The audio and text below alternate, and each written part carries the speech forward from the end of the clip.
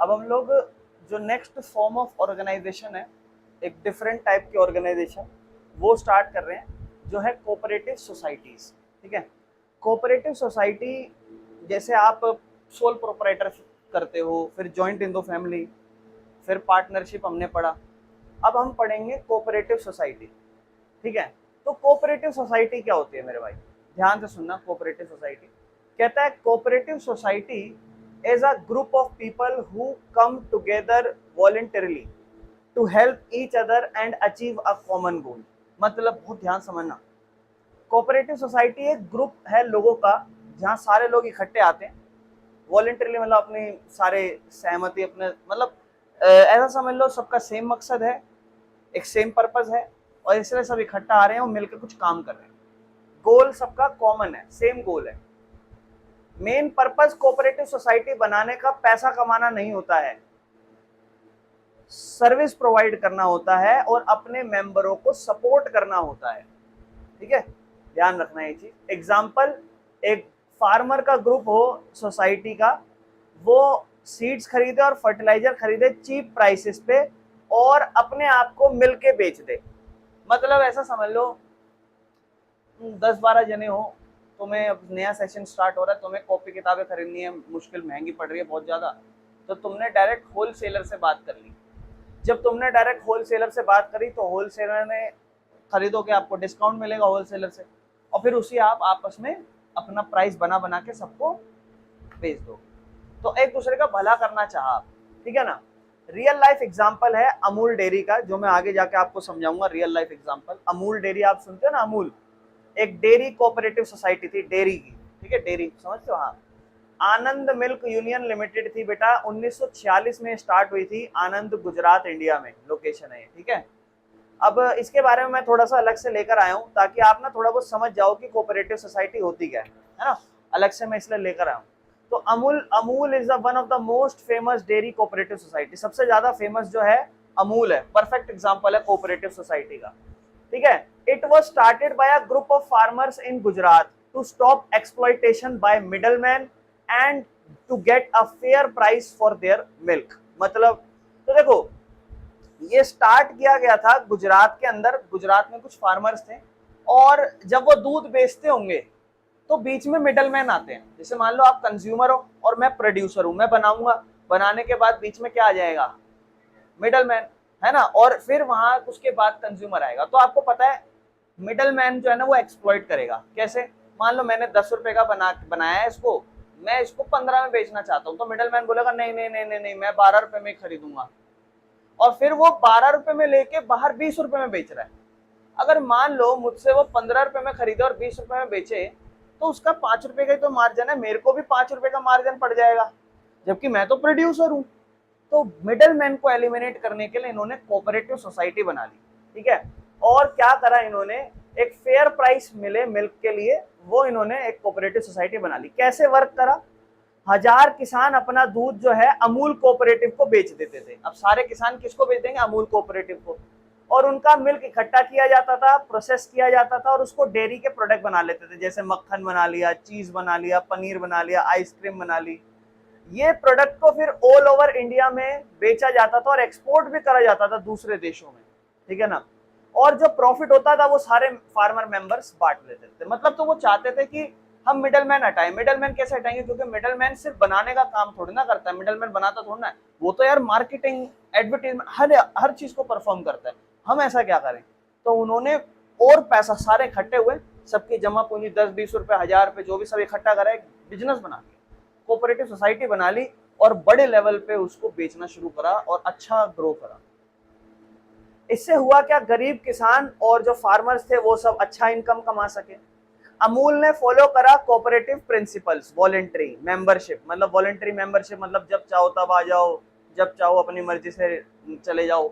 Democratic control रखा। Democratic control मतलब यहाँ पर आप प्रधानमंत्री कैसे चुनते हो, वोट देकर, हर इंसान का एक वोट होता है, तो वहां पे भी जो मुखिया होगा वो कैसे चुना जाएगा, वोट देकर। ये चीज करी गई।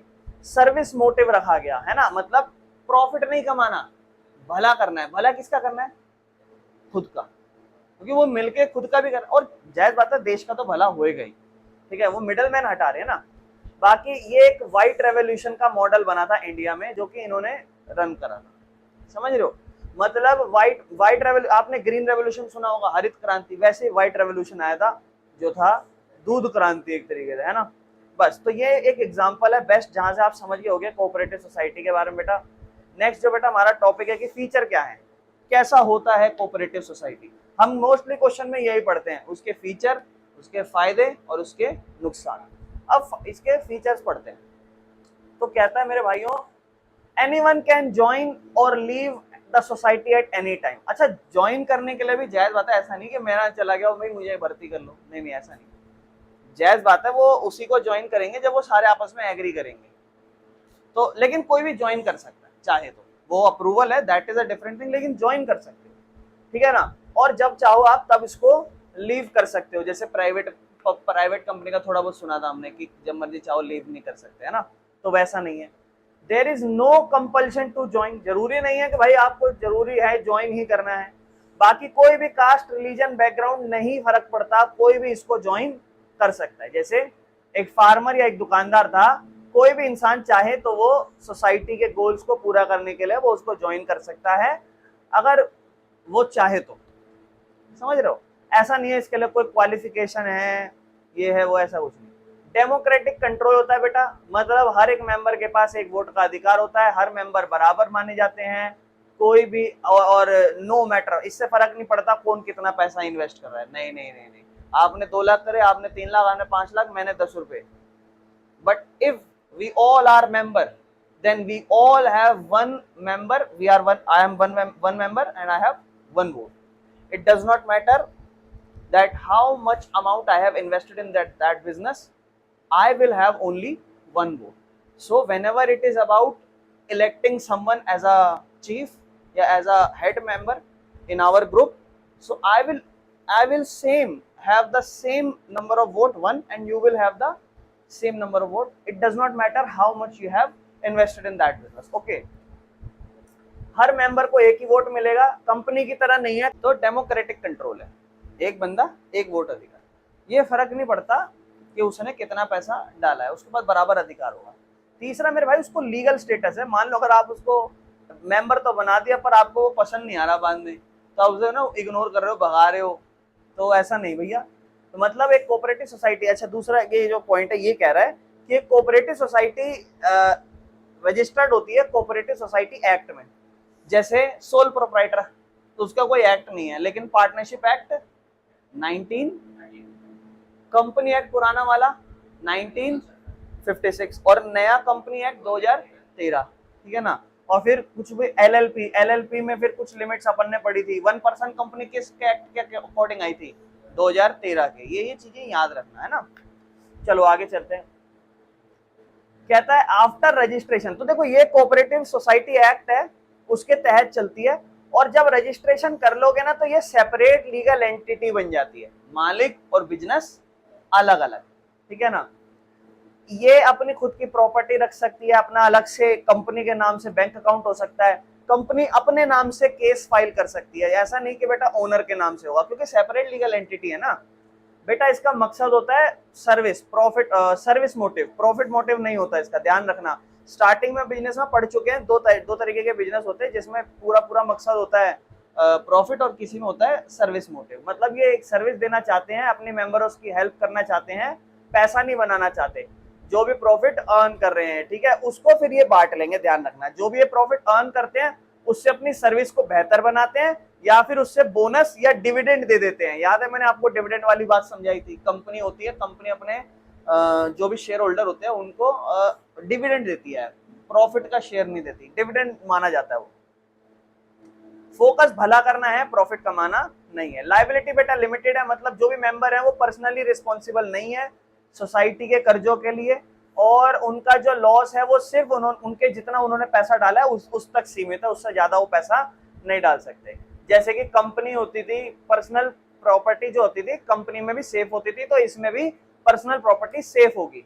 बाकी सेपरेट मैनेजमेंट की बात करूं अगर मैं, तो society is run by elected management committee. तो देखो मैनेजमेंट इसमें सेपरेट है। याद है एलएलपी की बात करता हूं, एलएलपी में मैनेजमेंट मोस्टली जो पार्टनर्स होते थे वही कर लेते थे, वन पर्सन कंपनी में भी पार्टनर ही चाहे तो मैनेज कर सकता है, नहीं तो अलग से मैनेजमेंट रख सकता है। कंपनी में बेटा जो मालिक होते हैं और जो मैनेजमेंट होती है वो अलग होती है ना। सोल प्रोप्राइटर में ऐसा नहीं होता था, मालिक और मैनेजर एक ही होता था। पार्टनरशिप में भी मोस्ट हद तक मैनेजर रख सकते हो, पर मैनेजर और मालिक एक ही होता है। रखने तो बेटा सोल प्रोप्राइटर में भी रख सकते हो, वो डिपेंड करता है आपका बिजनेस जितना अच्छा हो। लेकिन बेटा जो बिजनेस को मैनेज करना, बड़े बड़े डिसीजन लेना, वो चाहो तो आप कोऑपरेटिव सोसाइटी में मैनेजमेंट अलग कर सकते हो, और है इसमें अलग मैनेजमेंट। कहता है सोसाइटी जो है ना वो मैनेजमेंट कमेटी अलग से चुनी जाती है, वो लोग उसको मैनेज करते हैं। मान लो मैं कोऑपरेटिव सोसाइटी बनाया, मेरा बिजनेस का आइडिया था, लेकिन आगे जाके तुम इसके इलेक्टेड मैनेजर कमेटी के मैनेजर बन गए हो, तो बेटा मैं भले ही बना के बैठा हूं, लेकिन मैनेजिंग कमेटी में आप लोग को चुना गया, इसके डिसीजन आप ही लोगे, मैं नहीं ले सकता। समझ रहे हो कहने का मतलब?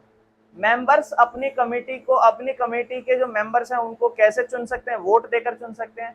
Day to day work manager और एम्प्लॉइज के द्वारा होता है। बाकी गवर्नमेंट का सपोर्ट बहुत मिलता है इसमें बेटा, क्योंकि आप बताओ इसमें आप क्या करना चाहते हो, मकसद क्या आपका? सर्विस। जहाँ सरकार का खुद का सबसे बड़ा मकसद क्या होता है?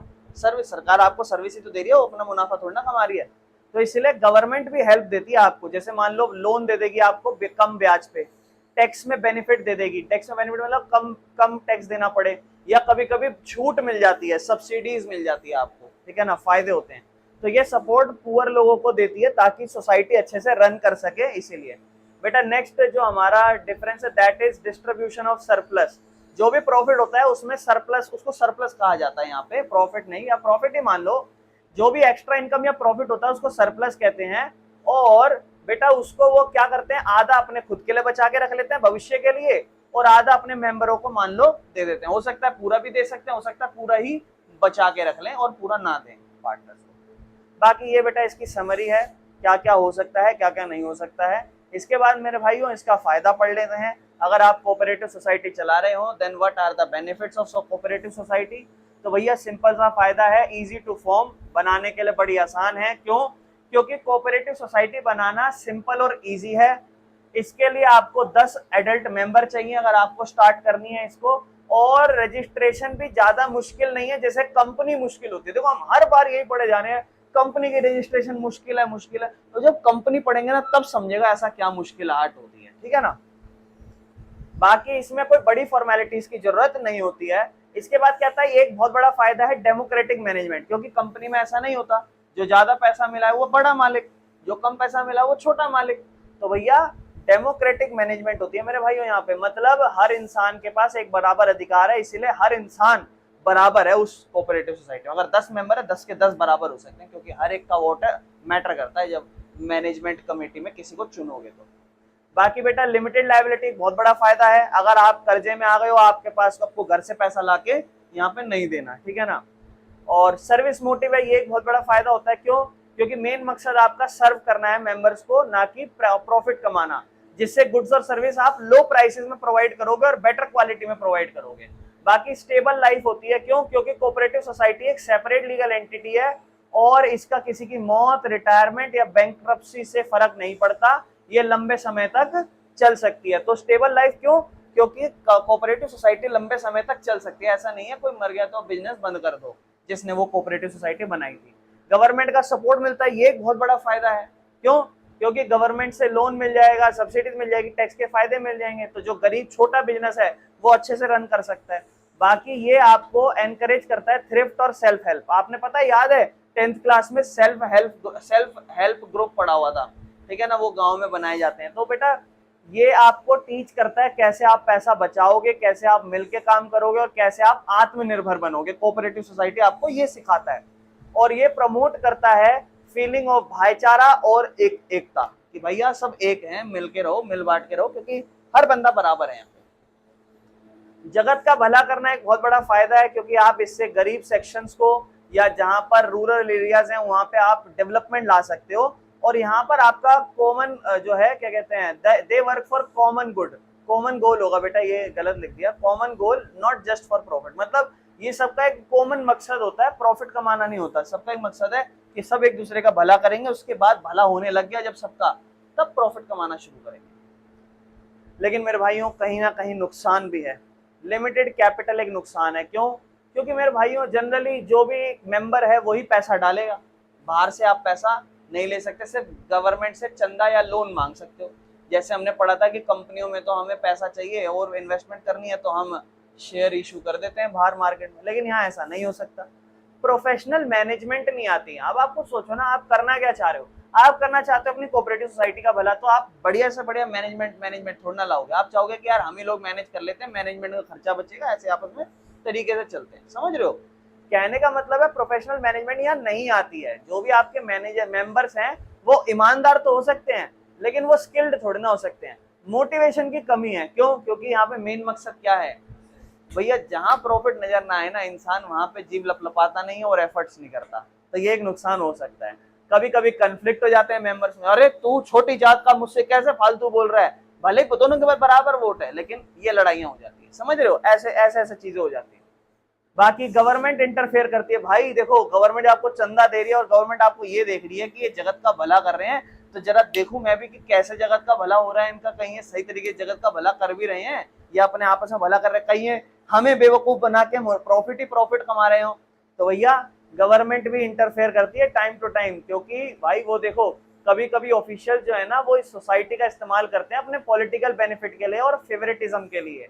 ठीक है? तो ज्यादा गवर्नमेंट का कंट्रोल रहेगा तो आपकी आजादी कम रहेगी, क्योंकि सरकार आपको बोलेगी आपको ये करना चाहिए, आपको वो करना चाहिए, आप दबाव में आ जाओगे, आप इंडिपेंडेंट नहीं फील करोगे जो आपका मन होगा। बाकी इनएफिशिएंट वर्किंग होती है बेटा। कभी कभी क्या होता है, कमी पैसा कम मिलाते हो, मैनेजमेंट सही नहीं होता और प्रॉफिट का गोल ढंग से अचीव नहीं हो पाता, तो कोऑपरेटिव सोसाइटी ऐसा भी हो सकता है कि ढंग से काम ना करे। ठीक है ना? ये कंप्लीट नहीं होती है प्राइवेट कंपनी जैसे प्रॉपरली मैनेजमेंट जहां होती है। ठीक है? कि जो हमारी कोऑपरेटिव सोसाइटी है वो कितने टाइप्स की है। कोऑपरेटिव सोसाइटी कितने टाइप्स की है? सबसे पहले मेरे भाइयों हम लगभग 6 टाइप्स की पढ़ेंगे। सबसे पहली होती है कंज्यूमर कोऑपरेटिव सोसाइटी, जो कंज्यूमर को हाई प्राइस देने से बचाती है, लो प्राइस के, मतलब वो प्रोडक्ट्स पे लो प्राइस पे करे। ठीक है? ये सोसाइटी क्या करती है ना, ये जनरली बड़ी बड़ी सोसाइटी होती है ना जहाँ रहते हैं अपार्टमेंट्स, वहां पे ही बनी हुई होती है नीचे सोसाइटीज। तो ये सोसाइटीज क्या करती है, गुड्स को बहुत ज्यादा बल्क में खरीद लेती है प्रोड्यूसर या होलसेलर से, और उसको मान लो अपनी सोसाइटी में गोदाम में लाके रख देती है और फिर इसको अपने गोदाम में लाके बेच देती है रीजनेबल प्राइस पे। तो कंज्यूमर कुछ कुछ मान लो खुद की कंज्यूमर की सोसाइटी में अपनी खुद बना ली, या कुछ मान लो बेटा जो हमने मिलके, जैसे मान लो हम सारे मिलके बना रहे हैं, यार हम एक काम करते हैं, 4-5 जने इकट्ठे करते हैं माल और इसको महंगे में खरीदते हैं और फिर इसको सस्ते में बेचेंगे। मान लो हम सारे सोसाइटी में रहते हैं, अपार्टमेंट में रहते हैं, हमने सबसे पैसा इकट्ठा करा, हमने कहा कि सब इतने इतने रुपये मिला दो और मेंबर बन जाओ इस कोऑपरेटिव सोसाइटी के। जो जो मेंबर होंगे जायज़ बात है उन्हें बेचेंगे और सारा सामान बल्क में खरीद लेंगे और फिर उसको लाके हम अपने आप में ही एक दूसरे को सोसाइटी में सस्ते में बेचेंगे। सस्ते में बेचेंगे तो इससे हमें प्रॉफिट हो सकता है। समझ रहे हो? तो ये जो प्रॉफिट होगा ये हम बांट लेंगे, नहीं तो भला तो हो ही रहा है ना। मेन मकसद तो ये भला हो रहा है। जैसे कि अपना बाजार, केंद्रीय भंडार, ये कुछ एग्जांपल हैं कंज्यूमर कोऑपरेटिव सोसाइटी के। बल्क में खरीदते हैं और फिर इसको कम दाम में सस्ते में बेचते हैं। मेरे भाइयों एक होती है प्रोड्यूसर कोऑपरेटिव सोसाइटी, मतलब ये छोटे छोटे प्रोड्यूसरों या वर्करों की मदद करती है। कैसे? ये बनाई जाती है प्रोड्यूसर या फार्मर या कलाकारों के द्वारा, और ये कच्चा माल, मशीन, टूल शेयर करते हैं और इनका मकसद होता है कि प्रोडक्शन बढ़े ताकि कॉस्ट कम आए। अब हम 10 प्रोड्यूसर इकट्ठे हो गए, मेरे पास मशीनें पड़ी हैं, किसी के पास नहीं है, तो हम आपस में एक दूसरे के साथ शेयर करके सब अच्छी बेहतर से बेहतर प्रोडक्शन करेंगे ताकि ज़्यादा से ज़्यादा प्रोडक्शन हो और सब स्टेबल हो जाए और सब मुनाफा कमाने लग जाए। समझ रहे हो? जैसे एक ग्रुप ऑफ वीवर है, ठीक है ना, जो फॉर्मिंग एक सोसाइटी बनाते हैं और वो जो यान है, कपड़ा, वो एक साथ इकट्ठा करते हैं और फिर बेचते हैं। उसको रेशा मतलब धागा खरीदते हैं एक साथ और फिर उसको कपड़ा बना के एक साथ बेचते हैं। तो ये क्या हो रहा है, इससे हम जो यान खरीद रहे हैं बेटा, वो इकट्ठा खरीद रहे हैं, तो कच्चा माल है बहुत सारा खरीद रहे हैं तो सस्ता मिलेगा, ये हमारे को फायदा होगा। जैसे होता नहीं है यार कि यार हम तुझे भी वही चाहिए, मुझे भी वही चाहिए, एक काम करते हैं, ज़्यादा डिमांड है अब तो उसको सस्ते में दे देगा वो हमें, तो हम खरीद लेते हैं, फिर तेरा ही भला हो जाएगा, मेरा ही भला हो जाएगा, बराबर बांट लेंगे। जैसे मान लो एक जना गया कुछ खरीदने, उसको 150 रुपए की मिल रही है, अगर वो 3 जने खरीदेंगे तो वो 500 में दे देगा। वैसे 150 अलग अलग खरीदते हैं तो कितना लगता, अच्छा सॉरी गलत बोल दिया, 4 जने हैं, मान लो 4 जने, सॉरी 4 जने हैं 4 जने के हिसाब से 150 रुपए की एक चीज है और वो 600 रुपए की पड़ रही है। उसने बोला 4 खरीदोगे तो मैं 500 लगा दूंगा। तो आप सब इकट्ठे हो गए आपस में, अपने आप ही दोस्त यार बन गए और आपने मिलकर खरीद लिया, तो 500 रुपए का पड़ गया। 100 रुपए का फायदा हुआ, 100 रुपए आपस में, 500 रुपए को 4 लोगों में बांट लो। पहले वो जो आपको 150 का पड़ता है वो 125 का पड़ रहा है, ये भला हो जाता है। समझ रहे हो मेरे भाइयों? कुछ होती है क्रेडिट कोऑपरेटिव सोसाइटी, ऐसी सोसाइटी जो लोन प्रोवाइड करती है कम दामों में, कम रेट में। मतलब मेंबर इससे क्या करते हैं ना, अपने पैसा बचा लेते हैं, ठीक है ना, और क्या करते हैं, लोन दे देते हैं सोसाइटी को। जैसे मान लो मेरे पास बहुत सारा पैसा पड़ा है, तो मैंने अपने मेंबरों को ही लोन दे दिया और कम दाम में, कम रेट पे दे दिया, ठीक है ना, ताकि जिसको जरूरत है उसको वो पूरा भी हो जाए। और मनी लेंडर्स जो ज्यादा रेट पे आपको लोन देते हैं उनसे भी आप बच जाओगे यहाँ पे, ठीक है ना। ये मोस्टली फार्मरों, वर्कर और छोटे छोटे बिजनेस के लिए यूज होती है। जैसे एक एग्जांपल है सेवा सहकारी समिति। इसके बाद मेरे भाइयों एक आती है मार्केटिंग कोऑपरेटिव सोसाइटी। इसका मकसद क्या है, मार्केट में मार्केटिंग करना, प्रोड्यूसर को to help producer market and sell their product. जो भी मार्केट में प्रोड्यूसर हैं उनका प्रोडक्ट कैसे ना कैसे करके मार्केटिंग करके बिकवाना। ये सोसाइटी गुड्स इकट्ठा करती है मेंबर से और उन्हें मार्केट में जाके बेचती है अच्छे दाम पे। ये पैकिंग में मदद मिल जाती है, ब्रांडिंग में मदद मिल जाती है, ट्रांसपोर्टेशन में मदद मिल जाती है, एडवर्टाइजमेंट में, ताकि आपको फेयर प्राइस मिल जाए। आप देखते हैं ना कभी कभी आप दुकान में जाते हो तो आपको एक माल खरीदा हुआ दिखा देता है, तो दुकानदार बोलता है अरे बेटा बहुत अच्छी चीज है, भी नई नई आई है, ये ले लो, ये वाला पेन बड़ा अच्छा है, ये बड़ा है, अरे बहुत अच्छा है, ये लेके जाओ, अच्छा मजा आएगा। वो काइंड ऑफ है ना, एक तरीके से मान लो, ये तो मैं प्रॉपर नहीं कह रहा, पर मान लो एक तरीके से ऐसे होती है कोऑपरेटिव सोसाइटी कि ये हमारा काम है, मार्केटिंग सोसाइटी है हमारी। हम लोग जो सामान बना रहे हैं, जिनका सामान बिक नहीं रहा, हम सारे मिलके एक सोसाइटी बनाएंगे और हम उसको मिलके बिकवाएंगे। समझ रहे हो, मार्केटिंग करेंगे उसके प्रोडक्ट की, हम मार्केटिंग करेंगे हम लोग। तो जैसे मान लो एक फ्रूट ग्रोवर है, ठीक है ना, और फ्रूट ग्रोवर की सोसाइटी है जो फ्रूट्स बेचती है शहरों में पैसा ज्यादा कमाने के लिए। मेरे भाइयों इसके बाद हाउसिंग कोऑपरेटिव सोसाइटी आती है। ये मदद करती है हाउस बिल्ड करने में और मकान खरीदने में सस्ते दामों में, ठीक है। ये मेंबर्स क्या करते हैं, अपना सारा पैसा इकट्ठा करते हैं जमीन खरीदने के लिए, घर बनाते हैं और फ्लैट बनाते हैं, और फिर लैंड एंड हाउसेस को उन मेंबर को ही दे देते हैं सस्ते दामों में और आसान किस्तों में। जैसे मान लो हम सबके पास थोड़ा थोड़ा पैसा है, सबने पैसा इकट्ठा करा, मकान बनवाया, तो क्योंकि सारा पैसा इकट्ठा हो जाएगा, थोड़ा मकान किसी के पास ज्यादा किसी के पास कम, सामान मकान बन जाएगा। और उस मकान को एक तरीके से मान लेंगे, जैसे मान लो मेरे पास 7.5 लाख है, तुम्हारे पास 2.5 लाख रुपए है, टोटल 10 लाख रुपए हो गए। 10 लाख रुपए का कोई मकान खरीद लिया, उसको बनवाना शुरू कर दिया। अब एक्चुअल में वो 5-5 लाख का देना था, तो 2.5 लाख का तुम्हें मुझे कर्जा देना है, तो तुम लोग क्या उस पर रहने लग जाओगे, धीरे धीरे किस्त करके मुझे 2.5 लाख रुपए चुका दोगे। जैसे चुका दोगे तुम अपने रास्ते में, अपने रास्ते, अब वो तुम्हारा हो गया, अब मेरा भी हो गया आधा आधा। समझ रहे हो। Example Delhi cooperative housing society है। बाकी मेरे भाइयों फार्मर की कोऑपरेटिव सोसाइटी आ जाती है। ये मेरे भाइयों फार्मर को सपोर्ट करती है खेती बाड़ी में, जैसे मिलके फार्मर अपनी जमीन शेयर कर लें, अपने टूल्स शेयर कर लें, अपने पानी शेयर कर लें, सीड फर्टिलाइजर ये सब शेयर कर लें, और ये जॉइंट फार्मिंग करते हैं प्रॉफिट कमाने के लिए, जिससे लागत कम आती है और प्रोडक्शन बढ़ जाती है। अब आपको देख के लग रहा होगा भैया ऐसा कौन ही करता होगा, है ना। तो पॉइंट को यही तो है, यहाँ पे आपका प्रॉफिट कमाने का मकसद थोड़ा ना, यहाँ तो आपका जगत भला है, और आजकल ये चीज तो होती ही नहीं है। तो भैया इसीलिए इसके नुकसान भी हैं और फायदे भी हैं, आप पढ़ ही रहे हो, जहाँ है वहाँ फायदे हैं, जहाँ है नुकसान है। मेरे भाइयों मैं कुछ ऐसे इंटरेस्टिंग एंड इम्पोर्टेंट पॉइंट्स लाया हूँ कोऑपरेटिव सोसाइटी के, जो थोड़ा बहुत पढ़ लेते हैं। इंडिया जो है वो होम है वर्ल्ड लार्जेस्ट कोऑपरेटिव सोसाइटी, सबसे ज्यादा कोऑपरेटिव सोसाइटी यहाँ पाई जाती है।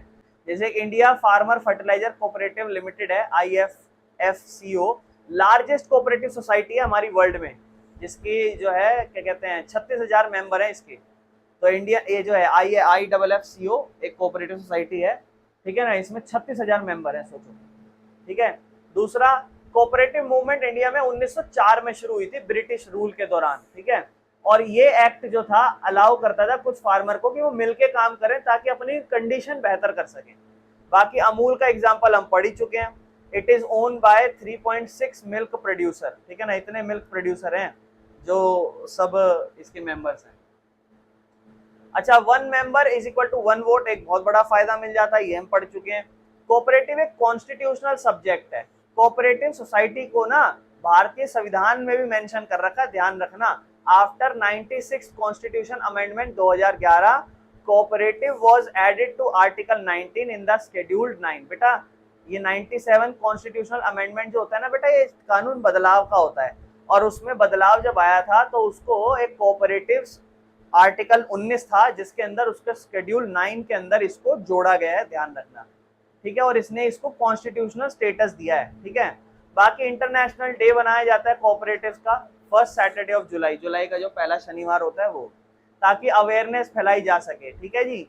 स्लोगन क्या है कोऑपरेटिव सोसाइटी का? Each for all and all for each, हर एक के लिए सब कुछ और सबके लिए, मतलब सब हर एक के लिए, ऐसा, ठीक है ना। क्या ईच फॉर ऑल मतलब हर चीज सबके लिए है और सब चीज हर किसी के लिए है, ठीक है। बाकी 8 लाख कोऑपरेटिव सोसाइटी इंडिया में है। कौन कौन सी है? Agriculture, banking, housing, dairying, main marketing, textile and more. धन्यवाद, हमारा कोऑपरेटिव सोसाइटी भी खत्म हो गया।